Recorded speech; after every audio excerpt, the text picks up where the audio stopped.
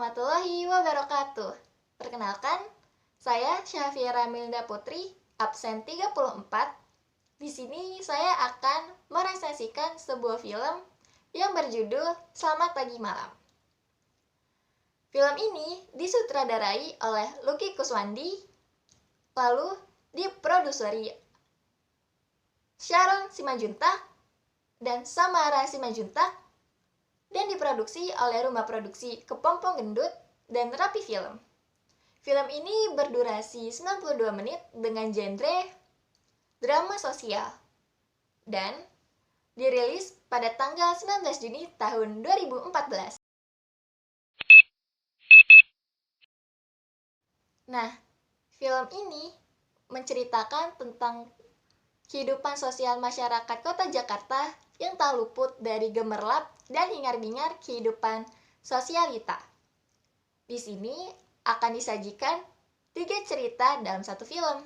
Namun, 3 cerita ini tidak saling berkaitan atau berkesinambungan satu sama lain.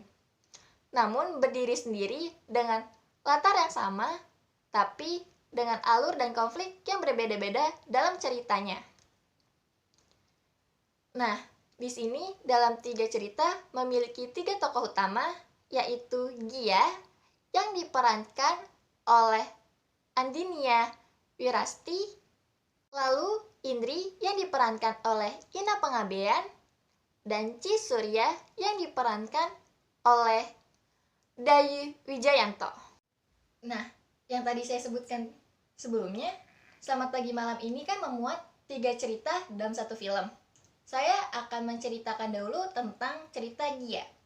Gia adalah perempuan yang berkuliah bertahun-tahun di London dan memutuskan kembali pulang ke kampung halamannya, yaitu Jakarta. Sesampainya di Jakarta, awalnya Gia merasa asing dengan tempat kelahirannya sendiri, karena banyak tempat-tempat yang berubah dan membuat Gia merasa asing. Akhirnya Gia memutuskan untuk menghubungi teman lamanya, yaitu Naomi.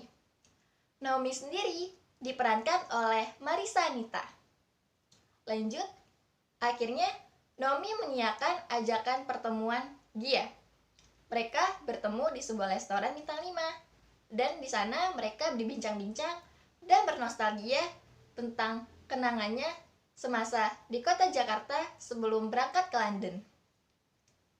Selama perbincangan tersebut, Naomi mengajak Gia untuk bergabung dengan geng sosialitanya. Awalnya, Gia merasa tidak pantas dan asing dengan pergaulan Naomi. Namun, Naomi meyakinkan kalau Gia akan nyaman dan merasa cocok dengan teman-temannya. Akhirnya, Gia mengiyakan dan mengikuti Naomi untuk bertemu dengan teman-teman geng sosialitanya. Awalnya, Gia merasa nyaman dan baik-baik saja saat berteman dengan teman-teman sosialita Naomi. Namun, lama-kelamaan, Gia merasa tidak nyaman dengan sikap-sikap teman-teman Naomi yang berbeda dengan karakternya. Di pertemanan sosial Naomi, Gia melihat banyak kemunafikan dan tidak ada manfaatnya dengan lingkungan pertemanan sosialita Naomi, seperti pamer harta kekayaan atau bergosip ria, dan banyak juga teman-teman Naomi yang bermuka dua. Gia merasa tidak nyaman dan ini bukan jalannya untuk hidup. Namun, Gia harus memaksakan dan mewajarkan sikap teman-teman Naomi karena Gia memiliki sedikit teman. Akhirnya, Gia juga merasa kalau Naomi memiliki banyak perubahan dalam sifatnya, yaitu awalnya Naomi yang memiliki sifat sederhana dan ramah, sekarang Naomi berubah dengan memiliki gengsi yang tinggi dan hedonisme yang melekat erat terhadap hidupnya.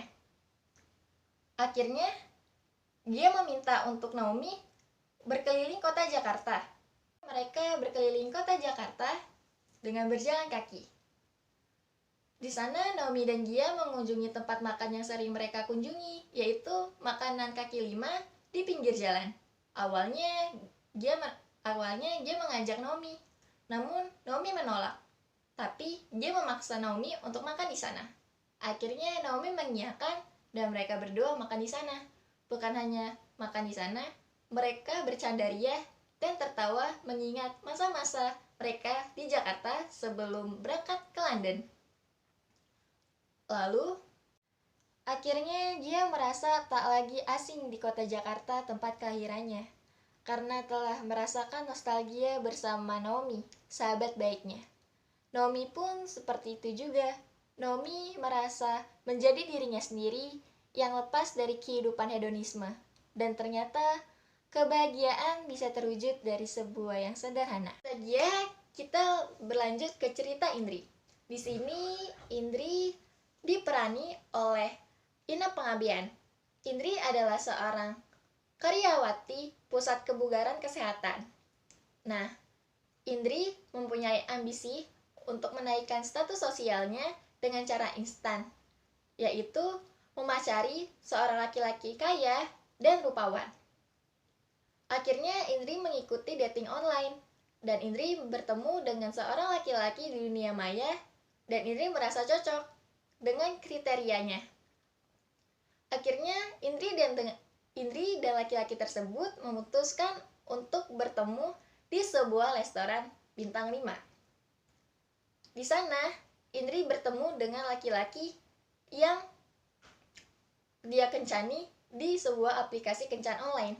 Namun, apa mau dikata, Indri merasa kecewa karena sosok yang ada di foto dengan sosok nyatanya berbeda 180 derajat. Indri merasa dibohongi dan Indri benar-benar kecewa. Namun, laki-laki tersebut kaya.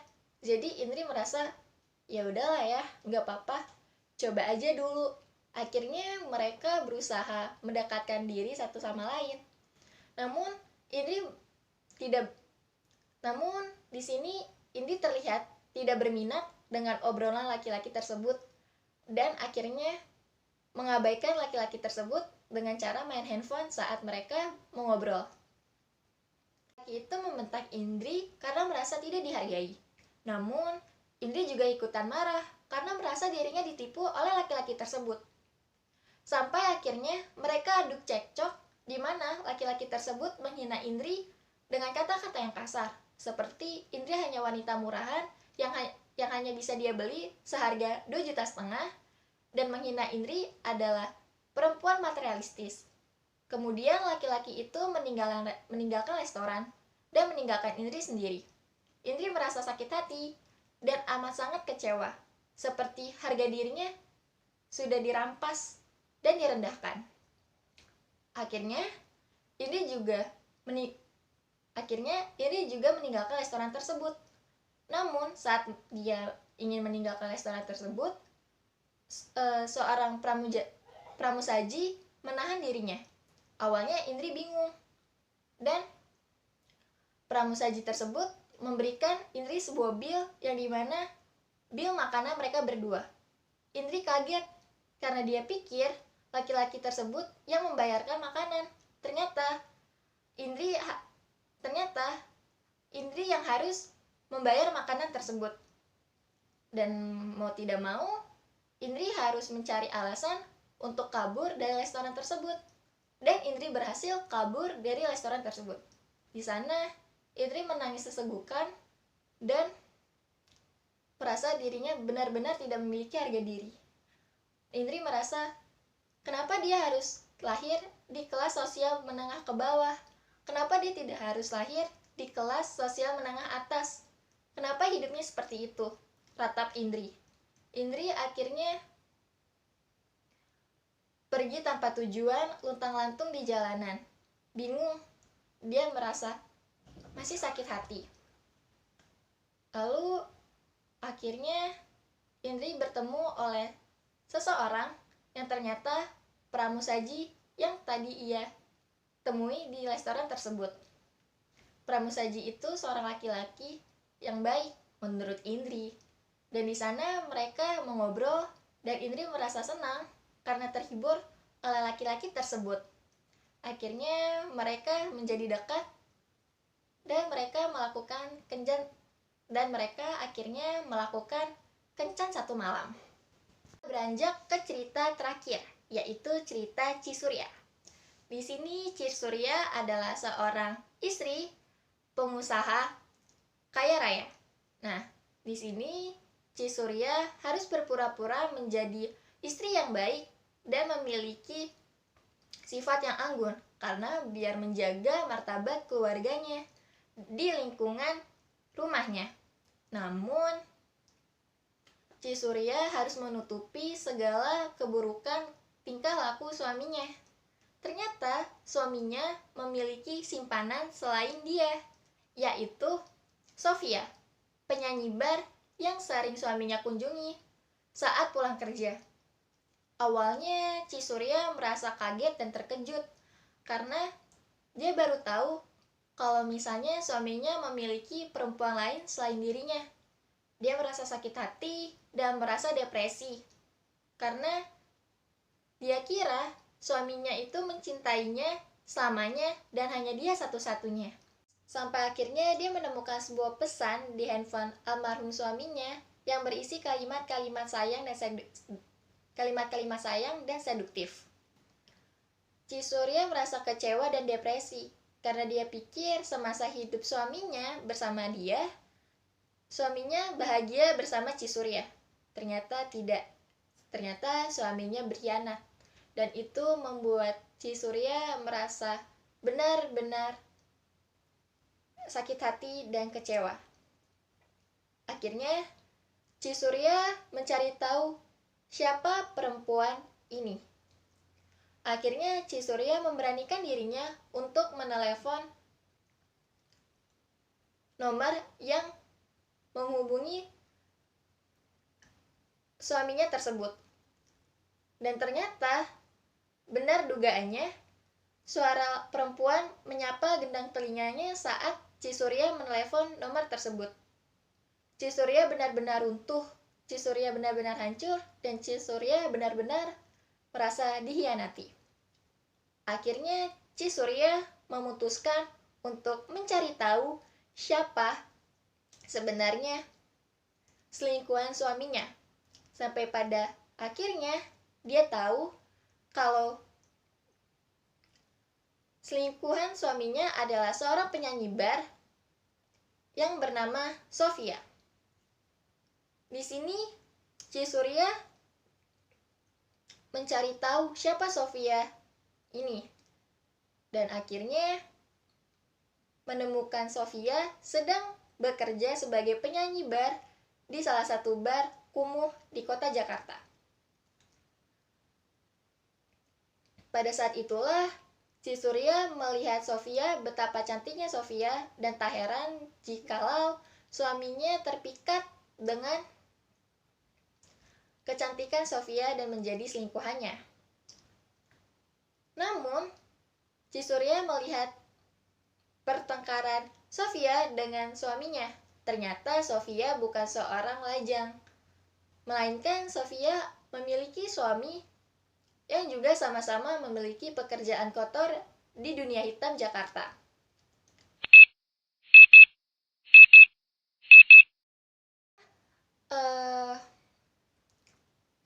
Film ini cukup bagus dan cukup unik karena temanya tidak biasa seperti tema-tema film layar lebar lainnya, yaitu temanya mengangkat tentang kehidupan sosial masyarakat Jakarta, yang dimana ada yang beradaptasi dengan kelas sosialnya, ada yang menjaga mati-matian kelas sosialnya agar tetap dipandang keluarga baik-baik, atau juga ada orang yang berusaha menaikkan status sosialnya agar taraf hidupnya lebih baik. Dan bagi saya itu cukup unik dan cukup out of the box karena jarang sekali film-film Indonesia mengangkat kehidupan sosial sebuah masyarakat. Dan di sini saya belajar juga kalau misalnya ternyata kelas sosial itu mempengaruhi pola pikir manusia kelas sosial tersebut. Misalnya, kalau misalnya kelas sosial orang itu tinggi, maka mereka lebih berpikir secara realistis dan berpikir secara materialistis dan objektif. Sedangkan orang-orang yang berada di kelas bawah itu berpikir secara subjektif dan berpikir secara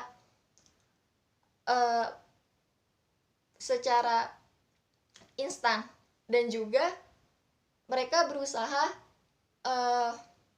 menaikkan kelas sosialnya, namun cuma mengandalkan harapan saja, bukan dengan usaha. Lalu saya di sini juga belajar banyak hal.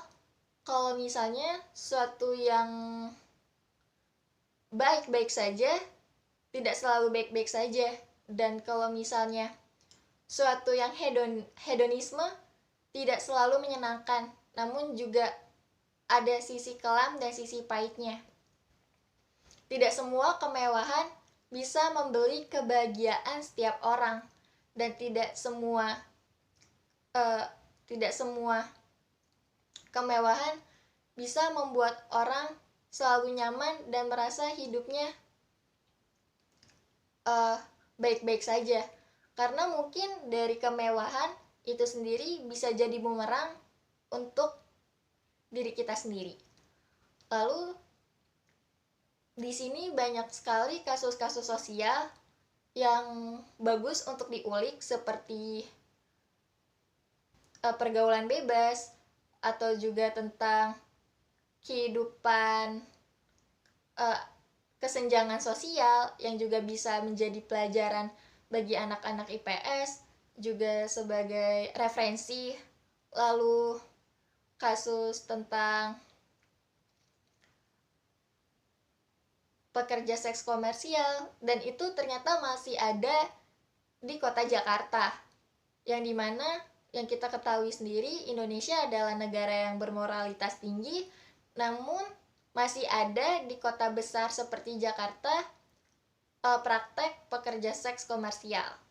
Lalu banyak juga hikmah-hikmah dari film ini, seperti ternyata kalau misalnya kita jangan mudah percaya dengan orang lain yang baru kita kenal di dunia maya, karena kita bisa terkena tipu, atau juga bisa terkena kejahatan cybercrime. Film ini saya cukup jenuh ya sama latarnya, mungkin di Jakarta aja, hanya sebatas di Jakarta. Jadi kayak saya merasa bosan liatnya, karena latarnya di satu tempat itu aja, dan kayak oh ya udah, gak ada tempat yang bisa dieksplor lagi. Terus yang bikin saya agak bingung terhadap film ini adalah beberapa adegan yang membuat saya bingung, karena adegannya cukup rancu dan cukup ambigu bagi saya. Lalu ada beberapa konflik yang dimana saya juga kurang mengerti, seperti konfliknya Gia. Sebenarnya jujur saya kurang ngerti sama konfliknya Gia tuh sama Naomi dulu seperti apa, itu kurang dijelasin secara detail. Abis itu saya juga bingung terhadap kedua orang Gia ini, sebenarnya itu tante-tantenya, yang dua orang itu tante-tantenya, atau emang itu orang tua Gia secara seksualitas, yaitu lesbi gitu. Saya bingung di situnya. Lalu saya juga agak kurang dapat feel-nya saat saya nonton film ini dan ngelihat endingnya. Menurut saya endingnya kurang dapat di saya, karena endingnya cuma ya udah gitu aja, kayak ya udah semua konfliknya selesai tanpa kayak klimaksnya tuh dapet di saya gitu. Jadi kayak saya kurang menghayati film ini.